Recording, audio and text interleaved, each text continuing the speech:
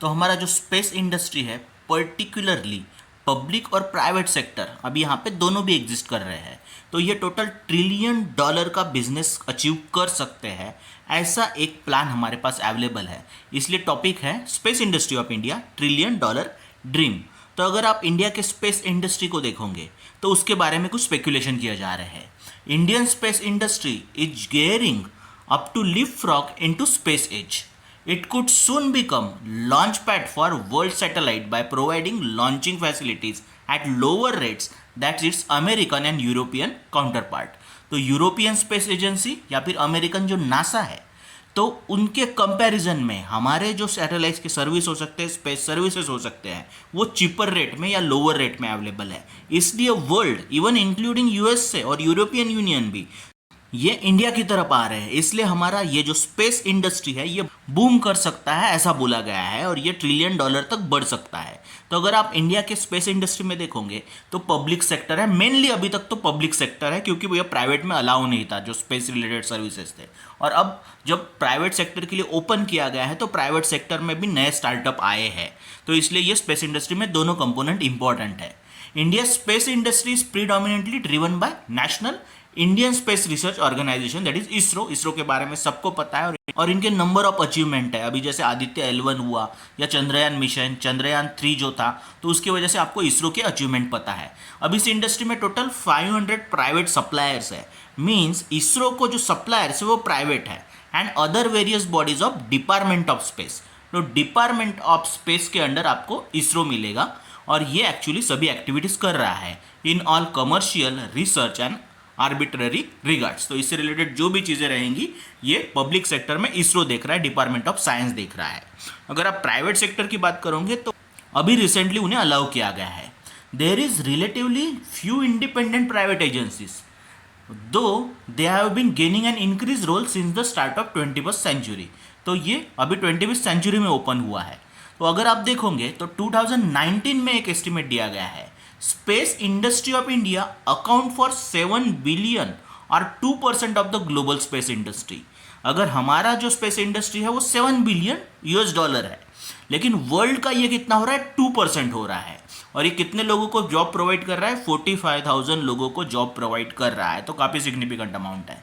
Anthrax corporation जो है, एंथ्रिक corporation, ये हमारी गवर्नमेंट एजेंसी है, और ये इसरो का एक कमर्शियल आर्म है, ऐसा हम कह सकते हैं।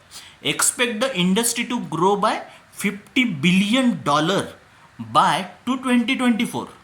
By 2024, if provided with the appropriate policy support. तो पॉलिसी सपोर्ट रहा तो 50 बिलियन तक जाएगा, और 19 में 7 बिलियन है, ऐसा बोला गया है।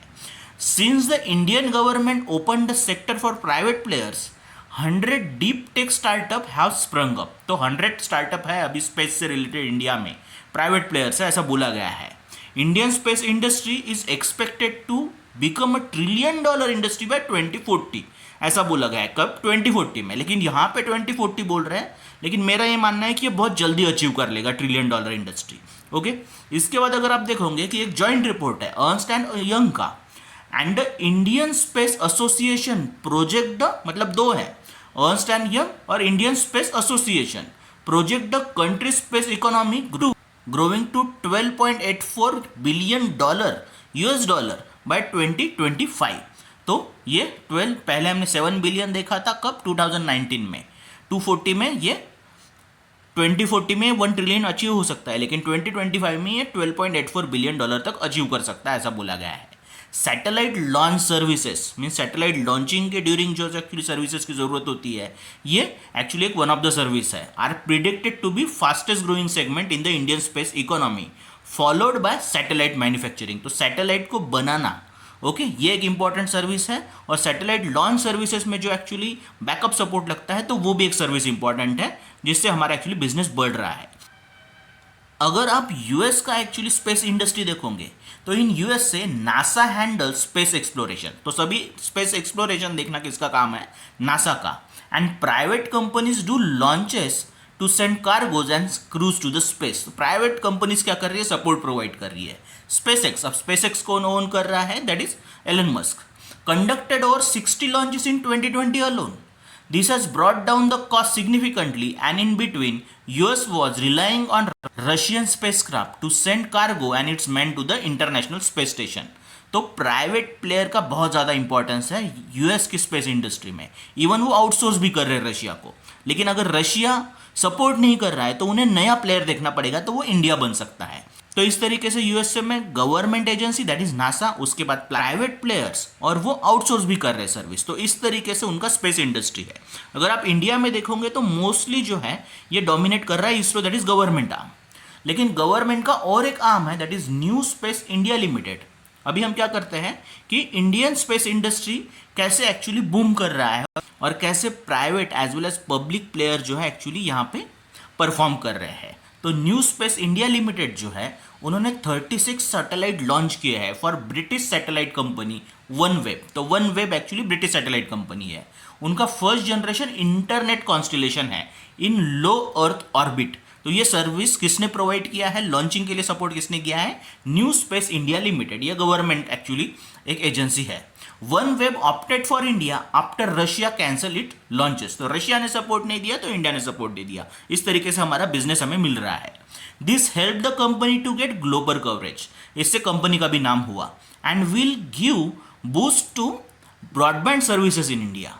The Indian space vehicle performed a sophisticated manoeuvre to inject the satellite into precise orbit with defined time and gaps to avoid collision of the satellite। तो परफॉर्मेंस अच्छा था और इस तरीके से हमने एक्चुअली वन वेब को सपोर्ट किया है। ये ब्रिटिश सैटेलाइट कंपनी है और ये फर्स्ट जनरेशन इंटरनेट कॉन्स्टिलेशन है। तो इस तरीके से ये एक गवर्नमेंट एजेंसी ये एक्चुअली परफॉर्म कर रही है। अब क्या हुआ, ISRO, Antrix, New space India limited, ये तो सब पब्लिक सेक्टर है, गवर्नमेंट एजेंसीज है। लेकिन अभी जो है प्राइवेट सेक्टर के बारे में देखेंगे तो 2020 में कुछ इनिशिएटिव देखने को मिले।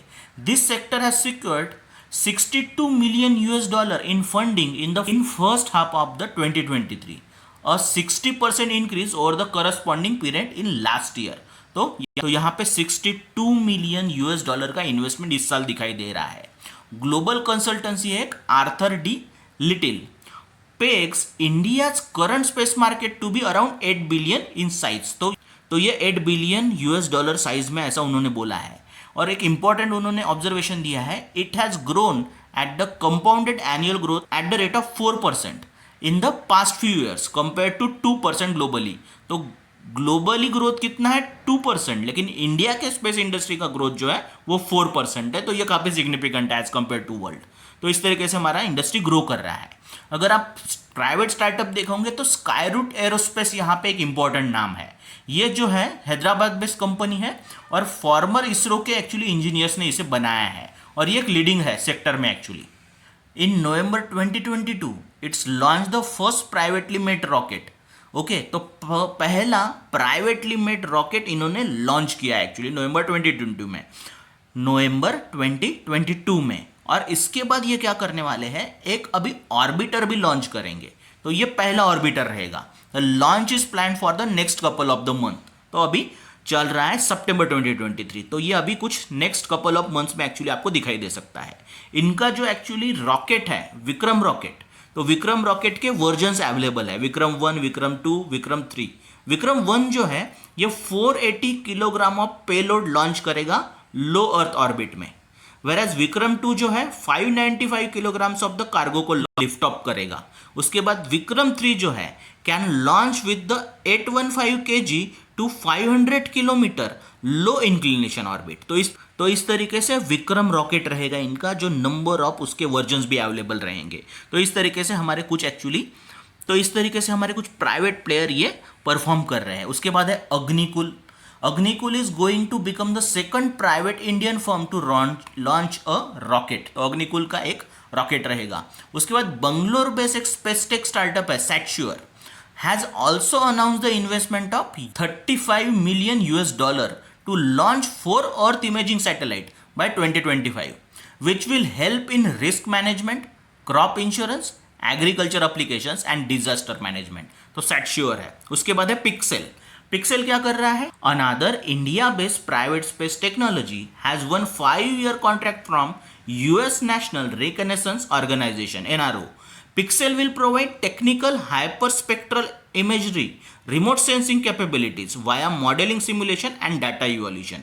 तो इस तरीके से हमारा प्राइवेट प्लेयर भी, तो इस तरीके से हमारे जो प्राइवेट प्लेयर है वो परफॉर्म कर रहा है. तो पब्लिक सेक्टर, प्राइवेट सेक्टर, ये दोनों भी इंडियन स्पेस इंडस्ट्री के इंपॉर्टेंट कंपोनेंट है और दोनों भी अच्छा परफॉर्म कर रहे हैं. तो हमारा $1 ट्रिलियन का ड्रीम जो है ये दोनों अचीव कर सकते हैं, ऐसा हम कह सकते हैं. तो that was overall topic. Thanks for watching UPSC brainstorming. Also subscribe the channel.